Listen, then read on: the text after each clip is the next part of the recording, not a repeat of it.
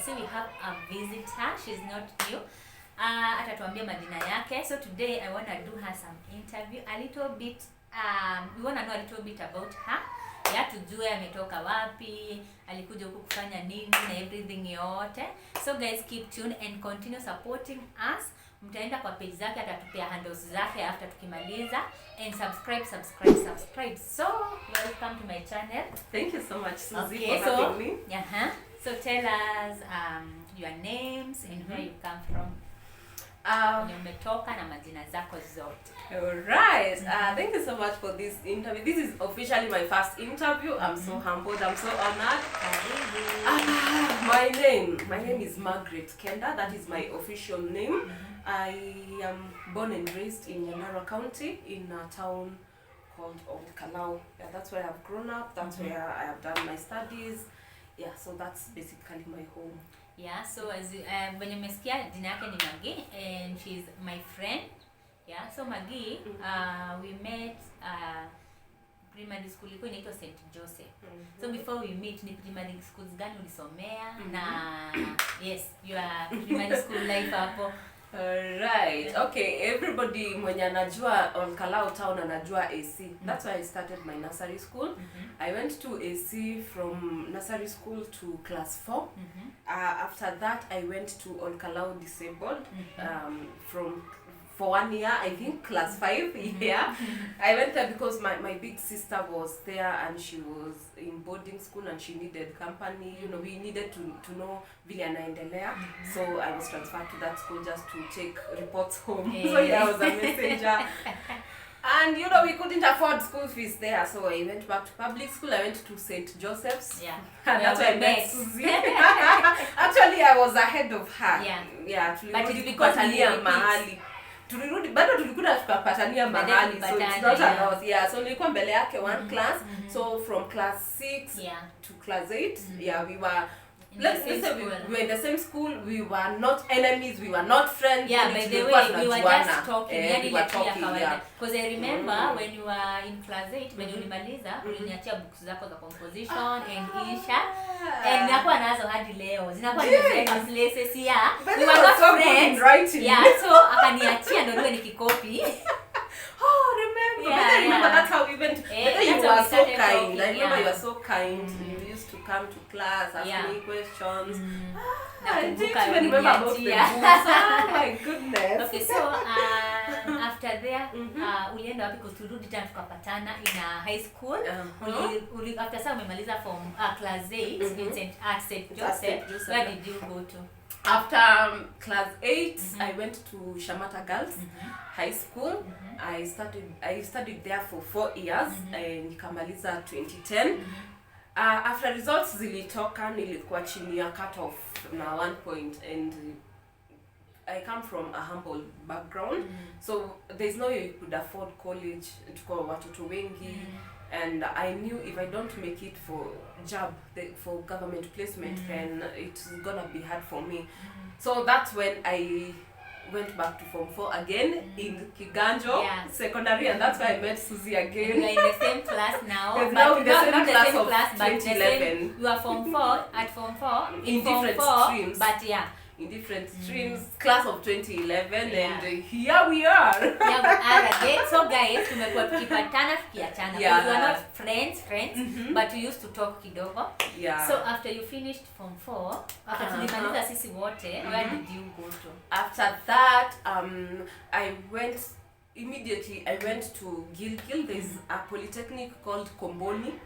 Komboni Polytechnic. I had a friend who was doing CPA there, and I didn't want to stay home, so I went to Komboni to do CPA before nipate calling letter. I went there, did CPA 1 and 2 na nikaanguka zote. Yeah, and then now vile nilimaliza later that year, the same year 2012, that's when I joined Rongo University College. That time it was a university college, and then we got a charter a few months after CC2 joined. So I went to Rongo University. I did my undergrad there, and yes. So you are somebody who is dumb. She's dumb, guys. I have passed through school. Nimepitia shule. So after hiyo yote, where did you go tena after sasa umemaliza your university? Where did you go? And ulipata work immediately and struggle? Utuambie your experience until sasa hapa tulikuja sasa kupatana ndo tukujue as Hana. Wow. My life has been very funny. My first job, I got my first job when I was 21. I think I was in that year in campus. There was the startup company yenye ilikuwa inaanza in a far town. Ilikuwa town karibu na where I went to campus. So I got that job and they told me I'll be on probation for 6 months and everything. So I didn't know that their probation meant no salary for 6 months. And I was a student. So I worked for almost 8 months and I never got paid. Wow. Yes, I never got paid a cent. I was very many kilometers from home. I was in Migori town. Yeah, I know. And from Nyandarua. So it tells you that around 8 counties uko katikati. I am here not getting paid, I actually got depressed. I had to call my sister and I was like, mimi kukiendelea hivi, I don't think I'll make it. Because you're working and you're not being paid. I'm working, I am in school, I don't have money, I am in a far town, I got depressed. That's how I got depression for the first time. But I really thank God because I took that step of faith and just left the work and let bygones be bygones.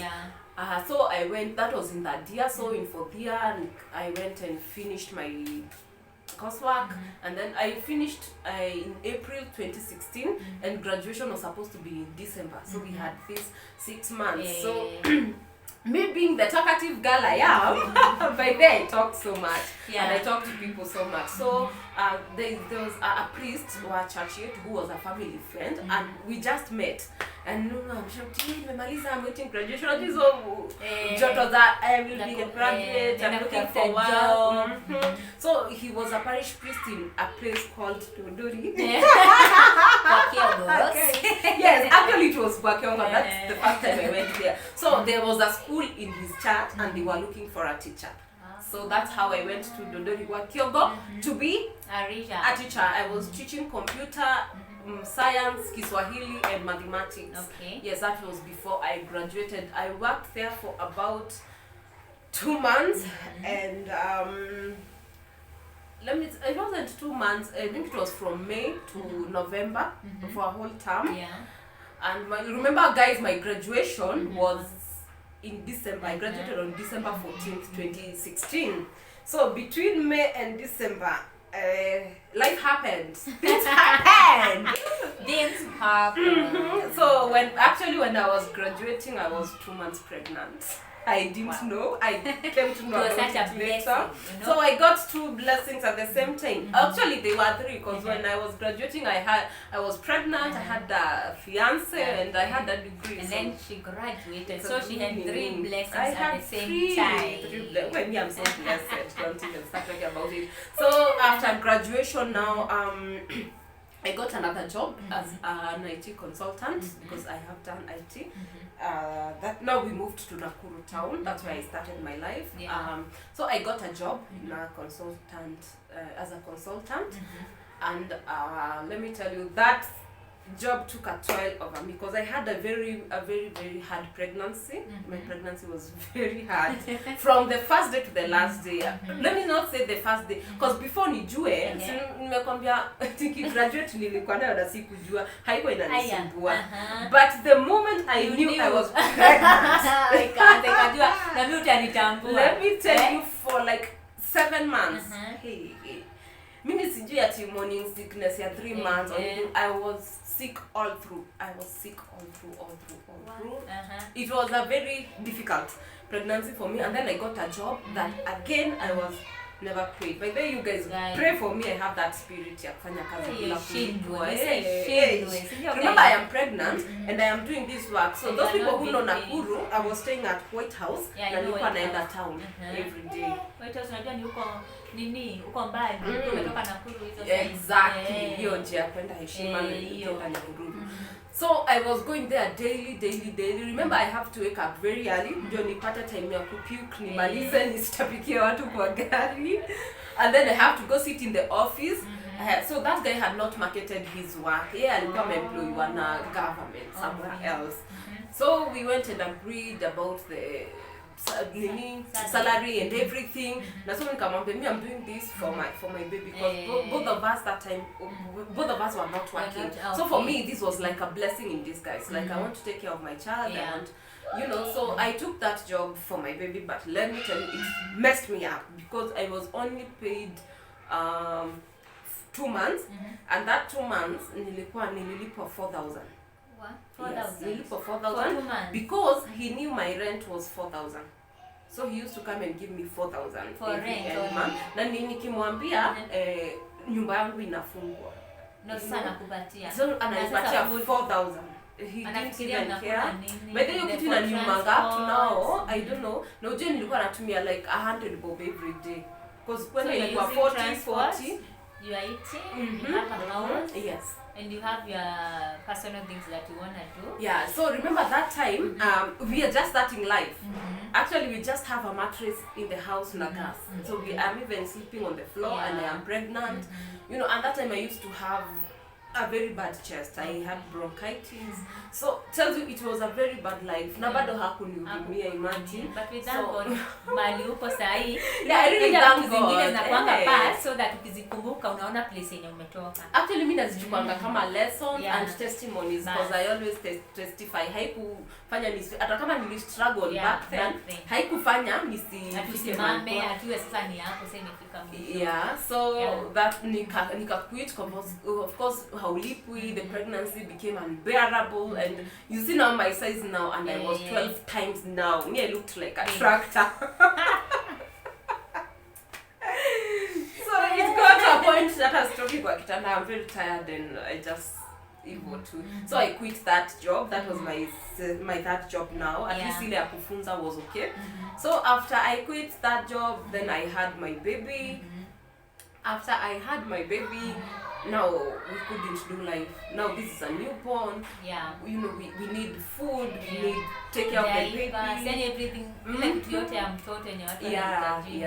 Alafu, you know, mimi my siblings were very close. Tumezaliwa very close na wao. So me, I have never been close to a baby. Na sijai kuwa hata na hiyo time ya mtu akona mtoto. So I didn't know how. So you are ile first time mom ile ya kwanza. Yes.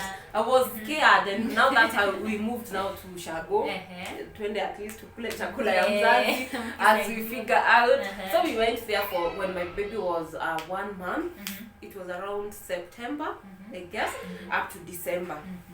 So the following year, God willing, so my husband got a job, and now we relocated to Nairobi. And that was the happiest. That was my happiest. But then one thing about me, I really loved to live in Nairobi. Let me tell you, whether if you're dreaming about anything, don't stop dreaming. Don't stop dreaming. Just dream and manifest. Because mimi nilikuwa zile za kwetu hakuna mtu ako Nairobi by the way. And those who are far were very far. We were not close. Hata ningekuja hata waliposta. Maybe ni relatives wale tu ni mbali. So kwetu hakukuwa na mtu. So there was no hope for me ever coming to Nairobi. But I remember even getting stressed because my first choice of university was UON and Kenyatta University, so that I can come to Nairobi. Because when I come to university in Nairobi, sitatoka. Yes, I will get a foundation. Not even nitapata foundation ya kuishi Nairobi. Yes, I really wanted. So the way I just came to Nairobi was very funny, and I really loved it. To me, that's a dream come true, by the way. Although sahi nasikia, it's not si venye mtu anafikiria. Okay. Alafu unajua watu wenye tulikuwa na high school, sijui kama when you were high school you had these people wenye wametoka Nairobi. Walikuanga. So walikuwa na hiyo group, and me I was like, hey, me I want to be in that group. Wenye walikuwa nakujua na magari. Mimi nakumbuka hizi shule zenye wenye walienda boarding. Nasikia tu testimonies zao. Wenye walikuwa nakujua na magari, magari, you know. So mtu amelipwa gari wanakujua shule, and the rest of you have to walk and find your tulavas and anything. So me ni mtu mwenye me I really love special treatment. I don't know why. Nasikia tu vizuri nikiwa kwa hiyo special group. Hakuna mtu atakangi by the way. Ushaona ka group mahali. So hao watu wa Nairobi by the way unasikia kama sisi wote tulikuja Nairobi. How do you feel sisi ulitutocha? And then actually nikakuja kujua ati Nairobi, those people who used to tell us come from Nairobi, actually wengine wako Kajiado. Bas. The others are in Kiambu, Kawangware, yani these places You know. ziko mbalimbali. Eh. Hata yani place unajua Nairobi ni Nairobi town. Unajua so ukisikia Nairobi tuko tunadhani ni watu. So hakuna na hiyo hype. So nikakuja nikaria, I got very disappointed. And then another thing I got disappointed in Nairobi is the fact that kila mtu anakuuliza ujui sijui wapi, ujui place gani. I'm like aija, kwani ilikuwa kwa syllabus nilipitwa. So that is something that was really affect me, hata sitaki kwenda na mtu. Mtu akwambia tupatane sijui wapi. And I remember my first days kama singeshukishwa anywhere I can see archives, I am lost. I am lost. Actually the first time I went to Nairobi. And then gari kanishukisha sijui ilikuwa inakata. So I made a mistake ya kupanda Starbucks. So stage ya Starbucks imejificha na huko ndani. So me I was like, so and my husband was he has been in town for a long time. He had told me ukipotea wewe chukua ambia mtu anduthi akupeleke archives. You from archives I will know where to go. So nikachukua mtu anduthi and nikamuuliza utanipeleka archives ni pesa ngapi? So kumbe mtu anduthi ananipima akaniambia archives inakuwa 350 madam. I was like enyewe nimepotea mbali. I paid 350 and then sijui alinizungushanga wapi. Anazungushanga mtu. Later do you know nilikuwa Audion. Nilikuwa Audion. Na tu nikuteremka hivi. Imagine kuzungusha ile hata nilipelekwa wapi mama wapi. So imagine I paid 350 from Audion to archives. So hiyo ndo kukaribishwa Nairobi. Yeah, so tukakaribishwa Nairobi. So coming to Nairobi, remember na sasa mtoto wangu ni mdogo. He was 8 months I think by that time. So I couldn't look for an official job. So the first job I got in Nairobi was a shop attendant. Kulikuwa na shop ilika na M-Pesa. So that's where I used to go with my baby very early 6 in the morning, alafu tunatoka 9 jioni. I really loved it because it made me very close with your kid, with my baby. I was able to raise my baby. Nikafanya for like half an year or so. No, around 5 months. Yeah. And then hatukusikizana na huyo mtu because hakuwa na stock duka. He comes and takes pesa ya float anachukua. So unapata sometimes most of the things nika unakaa tu hapo and you know I would feel guilty because I'm like he's just paying me because he has the money but me sisikio nini ya so hiyo nini kafanya nikasikia vibaya and then I left that work. After that I started small jobs now. Nikaanza kuhustle. I started getting earrings from Kamkonji and hooking at people's doorstep. So you hustled. I have hustled. So let me tell you why hizo earrings nimezivaa na kuzipeana. If you could visit me, unataka kuwa na earrings ya tano. I used to have a whole carton. Hebu chagua earrings zenye unapenda because the business didn't azikuenda. Azikuenda. Unajua trick moja nilinotice na Nairobi na its environs, a lot of people work in Nairobi town. Meaning these things when accessing yuko kwa street jioni atachipa price. Hapo hata wengine wanaletea hapo kwa maofisi. So it was very plus mimi remember bado niko mgeni. So bado naogopa watu nini that one did not work. Nikaanzisha kibanda ya nini ya mboga. Yes. Nimekata mboga. Nimekata mboga sana. Nimekata mboga, nilikuwa nauza mboga, nini hapo tu nje ya ploti. It didn't also work. It not also work. So the next business yenye nilianza ni kuna hizi numbers za watoto. Yes, I started cooking that and kuzizurudisha kwa duka. Sasa hiyo nilifanya around your time ya corona. Hiyo period ya corona. I picked them in the house, I packed them so nazungusha kwa shop na wholesale na nini. I can say it did well before corona. Nilikuwa nafanya I think 2019. It did well. Although sasa kuchoka, you see me and my size and I was walking from morning to evening. Hiyo siwezi sema ili ni frustrate but kuchoka and it's a lot of work kupack hizo vitu kuzichoma na kando kuzishikanisha na wewe enda na pieces kidogo you have to go in a lot of pieces. I had these Nigerian bags kiniona unafikiria I was looking like a watu wa movers ni kama nimeama so in the the morning, sitakula the whole day, I am walking. Jioni ujue lazima nirudie ile cycle cause lazima niende tena. Yeah, so ndafu nilikuwa napeleka mtoto wangu, hapo ndio nianza kupeleka mtoto wangu daycare and akaanza kupata infections funny, so I also stopped to mtoto wangu anaumia. After that I started selling smokies. Yes, smoky na mayai. I've done a lot of work. Kwa barabara sasa? Yes, kwa stage. Let me tell you. Hey, watu wanasemanga character development. Guy.